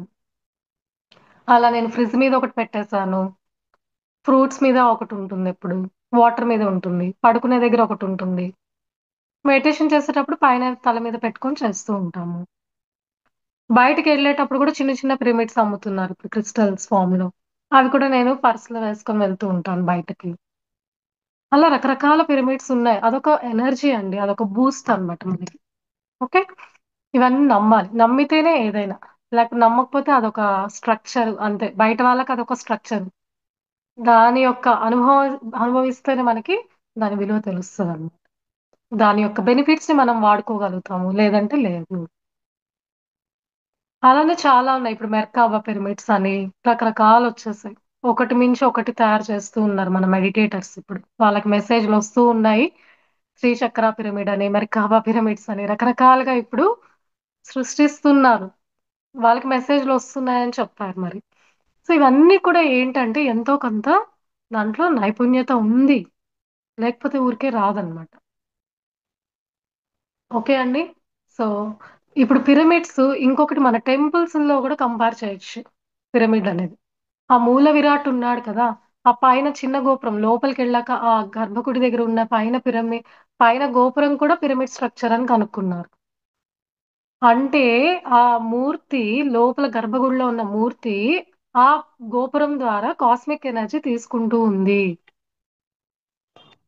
ఆ మూర్తిలో ఆ ఎనర్జీ ఉండడంతో మనం దర్శనం అనే ఫార్మ్‌లో ఆ ఎనర్జీని కళ్ళ ద్వారా స్వీకరించి వస్తున్నాము టెంపుల్స్ నుంచి. ఇది గూడా కనుక్కున్నారు. ఆ గర్భగుడి యొక్క గోపురం కూడా పిరమిడ్ స్ట్రక్చరు. స్వయంభూ టెంపుల్స్ పెద్ద పెద్ద నార్త్‌లో అన్ని చోట్ల మీరు చూస్తే అన్నీ కూడా ఒకలాంటి కోన్ స్ట్రక్చర్స్‌లో ఉంటాయి. ఈవెన్ చర్చివి కానీ, టెంపుల్స్ అవన్నీ కూడా ఒక స్ట్రక్చర్‌లో అవన్నీ కూడా 51 డిగ్రీ యాంగిల్ అంట. అవన్నీ కూడా పిరమిడ్‌లో ఉన్న యాంగిల్‌తోనే ఉన్నాయి. అవన్నీ కూడా కాస్మిక్ ఎనర్జీని తీసుకుంటూ ఉన్నాయంట. అందువల్ల ఆ లోపలికెళ్ళినప్పుడు మనం కూడా ఎంతో కొంత అనుభూతిని చెందుతూ ఉంటాం. అనుభూతి చెందుతున్నామా లేదా? టెంపుల్‌కెళ్ళినప్పుడు వెంటనే ఒక ప్రశాంతత ఫీలింగు ఉంటుంది. ఎంతో కొంత ఆ విశ్వశక్తి అక్కడ గూడా ఉంది అని. కానీ ఏదైనా కూడా సాధన లేకుండా ఇవన్నీ కూడా చిన్నవే. అందుకే మనకేం చెప్పారు? దేవాలయాలే ధ్యానాలయాలుగా మారాలి. అప్పుడు మరింతగా అక్కడున్న ఎనర్జీని మీరు అబ్జార్బ్ చేసుకొనొస్తారు అని మన పత్రిజీ సార్ అది గూడా చెప్పేసారు. ఏం వెళ్ళొద్దని చెప్పట్లేదు. వెళ్ళినప్పుడు మీరు ఏ విధంగా అక్కడ మీరు ఏం చేయాలనేది చెప్పారు. ధ్యానం చేయండి. ఓకే. పూజ చేయించుకున్నారు, అభిషేకాలు చేయించుకున్నారు, స్తోత్రాలు చదివారు. అన్నీ అయిపోయాక కూర్చుంటున్నాం. ఒక్క నిమిషం కళ్ళు మూసుకుంటున్నాం. ఆ ఒక్క నిమిషం గాదు. ఎక్కువ నిమిషాలు కూర్చోగలిగి ధ్యానం చేసొస్తే అక్కడ ఉన్న ఎనర్జీస్‌ని మనం అబ్జార్బ్ చేసుకొని అప్పుడు ప్రసాదంగా మారుతాం. మొన్న అనుకున్నాం గదా! గుడికెళ్తే ఫుడ్ ప్రసాదంగా వస్తుంది గానీ మనం ప్రసాదంగా రావట్లేదని. ప్రసాదంగా వచ్చే అవకాశం టెంపుల్స్ నుంచి గూడా ఉంది మనం ఎవ్రీడే వెళ్ళినప్పుడు ధ్యానం చేసి వస్తే, ధ్యానం అనేది ఎప్పుడైతే జోడిస్తామో అప్పుడు ప్రసాదంగా మారే అవకాశం ఉంది మనం కూడా. ఓకే అండి. సో, అలాగా పూజారి కూడా మనకి చటారిస్తారు గదండీ! ఆ చటారి యొక్క స్ట్రక్చర్ గూడా పిరమిడ్ అని కనుక్కున్నారు. అందులో నుంచి కూడా మనకి ఎంతో కొంత విశ్వశక్తి వస్తది. అది మనం టచ్ చేసి మనం ఫీల్ అవుతాం గదా! హ్యాపీగా. ఆ చటార్‌లో గూడా ఎంతో కొంత విశ్వశక్తి ఉంది. అది ఒక పిరమిడ్ స్ట్రక్చర్ అని కనుక్కున్నారు. ఎంత బాగా రిసర్చ్ జరిగిందంటే అన్నీ ఇప్పుడు అప్లై చేస్తుంటే మన పిరమిడ్స్ అనేది మన చుట్టుపక్కలే ఉన్నాయి. కానీ ఇన్ని రోజులు మనకది పిరమిడ్ అనేది తెలీదు. అది. అలా జరిగిందనమాట. మన పూర్వకాలంలో రాజులు వీళ్ళందరూ క్రౌన్స్ పెట్టుకుంటారు గదా! కిరీటాలు. అవి కూడా పిరమిడ్సే. వాళ్ళది పెట్టుకున్నంత సేపు వాళ్ళు పవర్‌గా ఫీల్ అవుతారు చూడండి. అది లేకపోతే వాళ్ళసలు కింగ్ అనే మాటే ఉండదు వాళ్ళకి. ఆ పవర్‌లెస్‌గా ఫీల్ అవుతారు. అంటే ఆ క్రౌన్ స్ట్రక్చర్ కూడా ఆ కిరీటం కూడా పిరమిడ్ స్ట్రక్చర్ అంట. ఇది కూడా కనుక్కున్నారు. ఎన్ని దగ్గరలో ఈ పిరమిడ్ అనే వాక్ మనం వింటున్నామో చూడండి. ఇప్పుడేదో కొత్తగా వచ్చింది కాదు అని చెప్పడానికి నేను ఇవన్నీ చెప్తున్నాను. కానీ ఎవరికి అవగాహన లేదు. ఇవన్నీ ఎగ్జాంపుల్స్ చెప్పి మనం ఇప్పుడు పిరమిడ్ మెడిటేషన్ చేయమంటే చేస్తారు. ఓకే, ఇవన్నీ కూడా పిరమిడ్ స్ట్రక్చర్సా? ఇది కొత్త విషయం కాదు. ఉన్న విషయాలు కనుక్కున్నారు. వీళ్ళు ఇప్పుడేదో కొత్తగా తెచ్చి ఏదో బిజినెస్ కి అమ్ముతున్నారు అన్న కాన్సెప్ట్ లో ఉన్నారుగా చాలా మంది. వాళ్ళందరికీ మనం ఈ సైన్స్ మనం ఎక్స్ప్లెయిన్ చేయగలగాలి. ఓకే అండి. ఇంకా అసలైన విషయం మన శ్రీ యంత్ర. శ్రీ యంత్ర ఉంది కదండి, ఎంత పవర్ఫుల్ అది. మనం పూజ రూమ్ లో పెట్టుకొని దానికి పూజ చేస్తూ ఉంటాం. దానికి పూజ చేయొచ్చు, చాలా మంచిది. అది మంచి ఎనర్జీని వైబ్రేట్ చేస్తుందంటే దాంట్లో ఉన్నది ఏంటి? ఆ చిన్న చిన్న ట్రయాంగిల్స్ అన్ని కూడా పిరమిడ్ స్ట్రక్చర్సే. ఎన్ని పిరమిడ్స్ ఉన్నాయి చూడండి దాంట్లో. చిన్న చిన్న చిన్న చిన్నవన్నీ కూడా పిరమిడ్స్ అన్నమాట. అందువల్ల అది అంత పవర్ఫుల్ అన్నమాట. దీన్ని బట్టి మనకు అర్థమైంది కదా, పిరమిడ్ అనేది ఎంత సేక్రెడ్, ఎంత హోలీ. సేక్రెడ్ జియోమెట్రికల్ స్ట్రక్చర్స్ అంటారు. దీనికి ఇంత ప్రత్యేకత ఉంది. దీనికి ఇంత దైవిక గుణం ఉంది. ఇలాంటి దాన్ని మనం పట్టుకొని ధ్యానం చేస్తే ఎంత మంచి స్థితికి వెళ్తాము. ఉన్న స్థితి నుంచి ఉన్నత స్థితికి వెళ్ళే అవకాశం ఉందని చెప్పి మన పత్రి చేశారు, మనకి అందించారు. సో ఎంత కృతజ్ఞత మనకి ఉండాలి సార్ పట్ల. మనకి ఇలాంటి విషయాన్ని బయటకు తీసుకొచ్చి అందరికీ అందించారు. అందుకని పిరమిడ్ జగత్ అవ్వాలని ఆయన చెప్పారు. సో మనం ఎప్పుడు రుణపడి ఉండాలి. ఇలాంటి కన్స్ట్రక్షన్స్ ని మనం ఎంకరేజ్ చేయాలి. రాబోయే రోజుల్లో హాస్పిటల్స్ కి కాదు, పిరమిడ్ లోకి వెళ్ళి ధ్యానం చేసుకుంటేనే అనారోగ్యం పోతది అన్నది కూడా చెప్పేశారంట. సో ఫ్యూచర్ లో అంతా కూడా మనం క్యూలు కడతాం. తిరుపతికి ఎలా అయితే క్యూలు పెట్టి నిల్చుకొని దర్శనానికి వెయిట్ చేస్తున్నామో, పిరమిడ్స్ ముందు క్యూలు ఉంటాయంట ఫ్యూచర్ లో. ఇక్కడ నేను ధ్యానం చేసుకొని వెళ్ళాలి, ధ్యానం చేసుకొని వెళ్ళాలి అన్న ఆతృతతో జనాలు క్యూలలో ఉంటారంట రాబోయే రోజులు. అందుకని పిరమిడ్ జగత్ అనేది నిర్మింపబడుతుంది. ఎన్నో వేల పిరమిడ్స్ ఆల్రెడీ మన ఇండియాలో ఇప్పుడు కన్స్ట్రక్ట్ చేసేస్తున్నారు. దీనివల్ల ఏమవుతుందంటే ఒక పాజిటివ్ ఎనర్జీ గ్రిడ్ ఫామ్ అవుతూ ఉంటుంది. ఒక ఎనర్జీ గ్రిడ్ అనేది మన భారతదేశం అంతా కూడా ఫామ్ అవుతూ ఉంటుంది. దీనివల్ల నెగిటివిటీ తగ్గిపోతది అన్న ఉద్దేశంతో దీని కన్స్ట్రక్షన్స్ ని ఎంకరేజ్ చేస్తున్నారు. ఇంకా ఒక చోటంట పిరమిడ్స్, అది ఎప్పుడు యాక్సిడెంట్ జోన్ అన్నమాట. ఎక్కడో పంజాబ్ దగ్గర ఎక్కడో ఈ పిరమిడ్స్ కన్స్ట్రక్షన్ చేయడం వల్ల అక్కడ యాక్సిడెంట్స్ తగ్గిపోవడం గమనించారు ప్రాక్టికల్ గా. యాక్సిడెంట్ జోన్ అనేది ఎక్కడైతే వింటూ ఉంటామో అక్కడ కూడా పిరమిడ్స్ కట్టిన వల్ల యాక్సిడెంట్స్ నుంచి కూడా తప్పించుకోవచ్చు అని కనుక్కున్నారు. అది నిరూపణ కూడా జరిగిందన్నమాట. సో ఇన్ని విషయాలు ఉన్నాయి పిరమిడ్స్ వల్ల. ఇన్ని విషయాలు తెలిసినప్పుడు మనం ఎందుకు వదిలిపెట్టాలండి? పిరమిడ్ ని ఖచ్చితంగా యూజ్ చేసుకోవాలి. పిరమిడ్ మెడిటేషన్ అనేది మనకి అందింది. ఎక్కడ ఏ ఆర్గనైజేషన్ లో మనకి పిరమిడ్స్ గురించి చెప్పలేదు.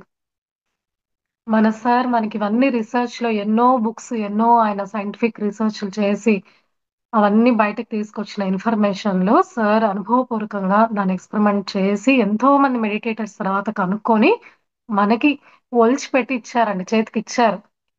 మనం ఏమీ కనుక్కోవట్లేదు, మనం దాన్ని యూజ్ చేసుకుంటే చాలు.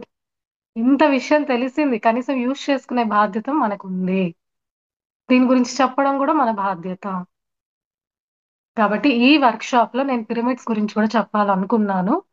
కొంచెం అందరికీ దీని యొక్క ఇంపార్టెన్స్ తెలిస్తే మరింతగా దాని పట్ల శ్రద్ధ కలిగి ఉంటారు. దాన్ని చక్కగా వాడుకొని దాని బెనిఫిట్స్ ని వాళ్ళు చూస్తారు. సో ఎప్పుడైనా కూడా పౌర్ణమి, అమావాస్య అలా అన్నప్పుడు గ్రూప్ మెడిటేషన్స్ పిరమిడ్ లోకి వెళ్ళి కూర్చొని చేయడం వల్ల కూడా మనకి తొందరగా రిజల్ట్స్ వస్తాయి. మనం చెయ్యాలి. అంతా సాధన మీద డిపెండ్ అయింది. ఓకే అండి.